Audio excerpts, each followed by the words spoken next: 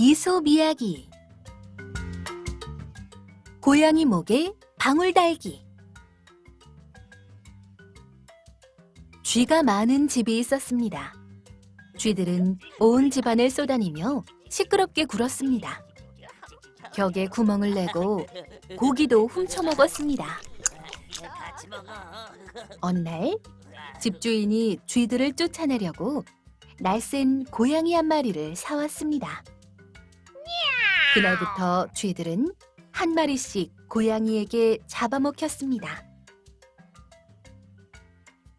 쥐들은 견디다 못해 모두 한자리에 모여 의논하였습니다. 이대로 가다간 고양이에게 잡혀 아무도 살아남지 못할 것이오. 무슨 좋은 방법이 없을까요? 고양이가 오는 것을 미리 알 수 있으면 좋을 텐데. 쥐들은 머리를 맞대고 생각하였습니다. 여러 가지 의견이 나왔으나 마땅한 방법이 하나도 없었습니다. 그때 조그만 생쥐 한 마리가 나서며 말하였습니다. 좋은 수가 있어요. 고양이 목에다 방울을 다는 거예요. 그리고 방울 소리가 들릴 때 모두 도망가면 되잖아요. 생쥐는 제 생각이 퍽 자랑스러운 듯 으스댔습니다. 우와, 다른 쥐들도 좋은 생각이라고 고개를 끄덕였습니다. 좋은 생각이다. 조용히 이야기를 듣고 있던 할아버지 쥐가 말하였습니다. 참 좋은 생각이다. 그런데 누가 고양이 목에 방울을 달지? 그러자 쥐들은 서로 눈치를 보며 슬금슬금 뒤로 물러났습니다.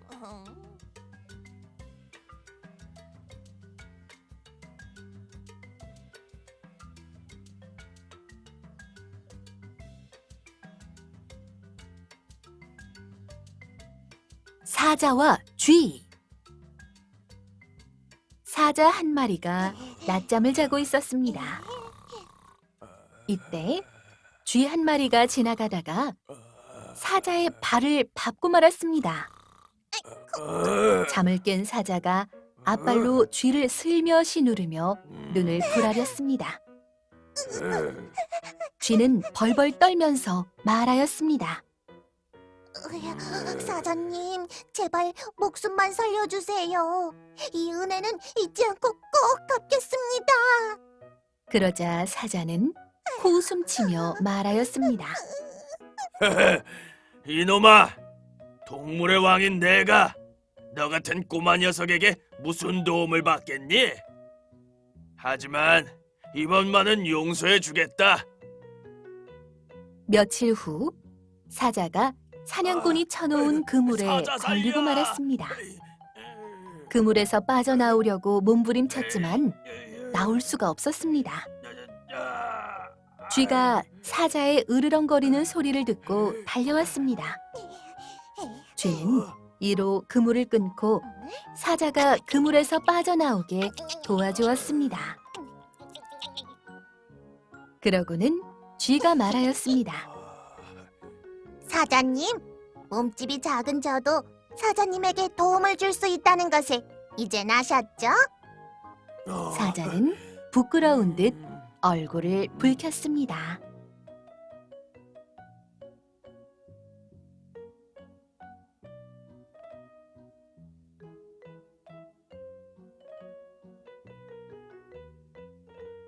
꽤 많은 당나귀.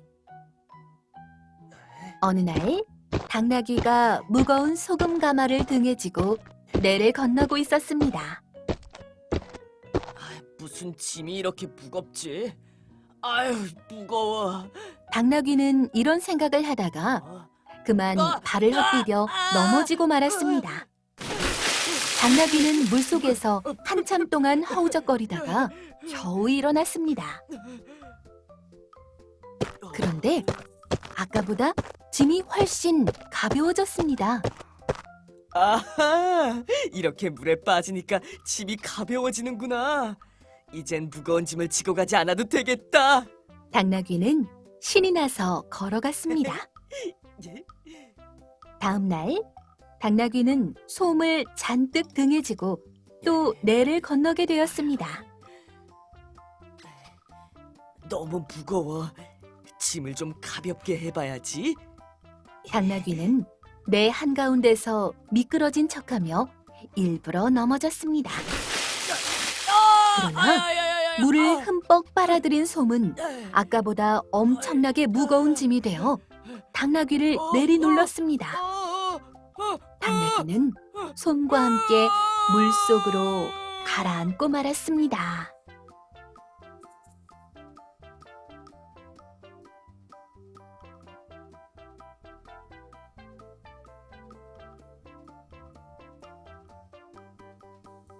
곰과 나그네. 어느 날 두 나그네가 산길을 걸어가고 있었습니다. 그때 커다란 곰 한 마리가 나타났습니다. 잠깐. 으아, 곰이다! 한 사람은 재빨리 나무 위로 올라갔습니다. 그러나 다른 한 사람은 어떻게 해야 할지 몰라 쩔쩔매었습니다. 어떡하지? 그 사이에 곰은 가까이 왔습니다. 나그네는 하는 수 없이 얼른 몸을 땅에 바싹 붙이고 죽은 채 하였습니다. 그러자 곰은 나그네 곁으로 다가와서 코를 들이대고 한참 동안 냄새를 맡아보더니 그냥 가버렸습니다. 나무 위에 있던 나그네가 내려와서 누워있던 나그네에게 물었습니다. 여보게, 아까 그 곰이 자네 귀에 대고 뭐라고 하는 것 같던데 무슨 말을 하든가? 별거 아니야. 위험할 때 자기 혼자만 살겠다고 친구를 버리고 도망치는 사람하고는 같이 다니지 말라고 하더군. 누워있던 나그네는 이렇게 말하고는 혼자 가버렸습니다.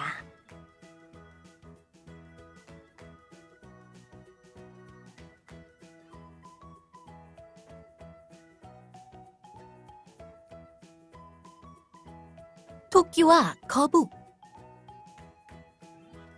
토끼와 거북이 만났습니다. 토끼가 거북을 놀리며 말하였습니다. 이 세상에 4발 가진 동물 중 너처럼 느린 놈은 아마 없을 거야. 너는 왜 그렇게 느리니? 거북은 가만히 듣고 있다가 말하였습니다. 그럼 누가 빠른지 우리 달리기 한번 해볼래? 나와 경주를 하겠다고? 그래. 저 산꼭대기까지 먼저 가면 이기는 거야.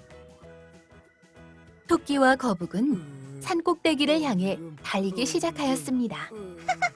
토끼는 깡충깡충 뛰어서 거북보다 앞서갔습니다. 한참 가다가 토끼는 뒤를 돌아다 보았습니다. 그런데 거북은 어디쯤 오는지 보이지도 않았습니다. 느림보 거북이 몇 걸음이나 왔겠어? 산꼭대기에 너무 일찍 올라가면 혼자서 놀게 되잖아. 그럼 심심할 거야. 여기서 좀 쉬었다가 가자. 토끼는 나무 그늘에 가서 벌렁 들어 누웠습니다. 그러다가 토끼는 어느새 잠이 들어 버렸습니다. 한편 거북은 한 번도 쉬지 않고 엉금엉금 열심히 기었습니다.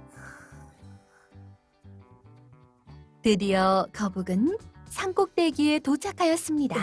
에휴, 도착했다.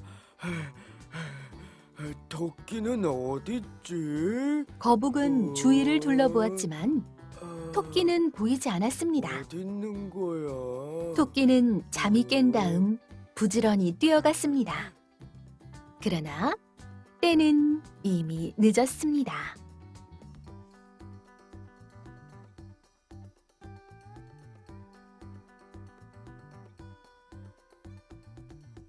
금도끼와 은도끼. 한 나무꾼이 나무를 하다가 도끼를 연못에 빠뜨리고 말았습니다. 아, 큰일 났네. 물이 깊어서 들어가 꺼낼 수도 없고. 나무꾼은 연못가에 주저앉아 이를 어쩌지? 한숨을 쉬고 있었습니다. 그때 신령님이 나타났습니다. 나무꾼아, 왜 그러고 있느냐? 아끼던 도끼를 그만 연못에 빠뜨리고 말았습니다. 그래서 나무꾼은 힘없는 목소리로 대답하였습니다. 걱정하지 말아라. 내가 그 도끼를 찾아주마. 신령님은 으이샤. 연못에 들어가더니 금도끼를 어. 들고 나타났습니다. 이 도끼가 네 것이냐? 아닙니다. 나무꾼은 머리를 저었습니다. 조금 뒤 신령님은 은도끼를 들고 나타났습니다. 그럼 이것이 네 것이냐? 아니요, 그것도 아닙니다. 신령님은 세 번째 물속으로 들어갔습니다. 이번에는 아까 나무꾼이 어이야. 빠뜨린 쇠도끼를 들고 나타났습니다. 이것이 네 도끼가 맞느냐? 예, 바로 제 것입니다. 신령님은 나무꾼의 정직한 마음을 기특히 여겨 금도끼와 은도끼를 모두 주었습니다. 마을 사람들은 나무꾼의 금도끼와 은도끼를 보고 모두 부러워하였습니다. 한 나무꾼이 이 이야기를 듣고 욕심이 생겼습니다. 그 나무꾼은 쇠도끼를 일부러 연못에 던지고는 짜. 연못가에 주저앉아 엉엉 우는 척하였습니다. 내 도끼. 얼마 뒤 신령님이 어. 금도끼를 들고 나타났습니다. 네가 빠뜨린 도끼가 이것이냐? 예, 그것이 바로 제 도끼입니다. 욕심쟁이 나무꾼이 대답하였습니다. 이놈! 괘씸한 놈! 너같이 정직하지 못한 녀석에게는 이런 훌륭한 도끼를 줄 수 없다! 신령님은 이렇게 꾸짖고 어디론지 사라져 버렸습니다.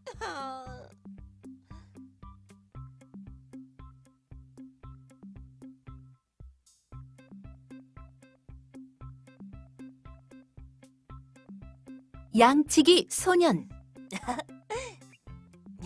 어느 산골 마을에 양을 돌보는 한 소년이 있었습니다. 소년은 장난꾸러기였습니다. 소년은 날마다 양떼를 몰고 산골짜기 풀밭으로 가서 양들에게 풀을 뜯어먹게 하였습니다. 어느 날 소년은 마을 사람들을 놀려줘야겠다고 생각하였습니다. 큰일 났어요, 큰일! 이리가 나타났어요! 소년은 마을로 뛰어내려오면서 소리쳤습니다. 뭐라고? 이리가 나타났다고? 깜짝 놀란 마을 사람들은 뭐야? 몽둥이를 들고 빨리 갑시다. 달려왔습니다. 그런데 이리는 보이지도 않고 양치기 소년만 깔깔거리며 웃고 있었습니다. 아이고, 재미있어라! 이리가 나왔다는 건 거짓말이에요! 소년은 배를 잡고 웃었습니다. 괜히 왔잖아. 마을 사람들은 어이없는 얼굴로 빨리 갑시다. 모두 되돌아갔습니다. 그런 일이 있은 지 며칠이 지났습니다. 이리다! 이리가 양들을 잡아먹고 있어요! 양치기 소년이 소리쳤습니다. 이리가 마을 나타났어요. 사람들은 이번에도 몽둥이를 들고 빨리 쫓아왔습니다. 갑시다. 그러나 또 소년이 장난을 친 것입니다. 또 속았네. 며칠 뒤 굶주린 이리가 정말 나타났습니다. 소년은 헐레벌떡 마을로 달려와 소리쳤습니다. 이리다, 이리! 진짜 이리가 나타났어요! 못된 녀석, 또 장난치는군. 이번엔 정말 안 속을 테다. 마을 사람들은 아무도 나타나지 않았습니다. 이리가 양들을 잡아먹고 있어요! 소녀는 발을 동동거리며 소리쳤습니다. 그러는 사이에 이리가 양들을 모두 잡아먹고 말았습니다.